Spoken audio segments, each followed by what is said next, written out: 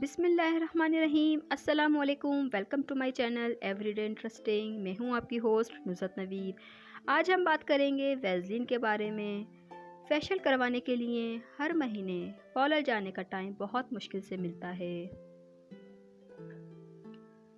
इसलिए पैसे और अपना वक्त बचाएं और घर बैठे अपना रंग निखारें, क्योंकि अंडा और वैसलीन दोनों ही ऐसी चीज़ें हैं जो आपके घर में मौजूद होती हैं।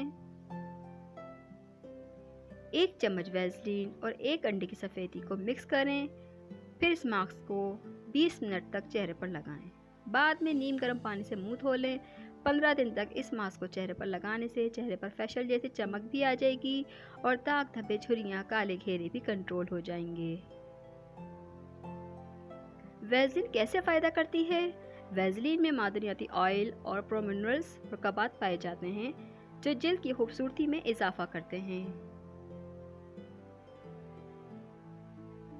वीडियो अच्छी लगे तो please subscribe for more videos. Thanks for watching. Till then, अल्लाह हाफिज़।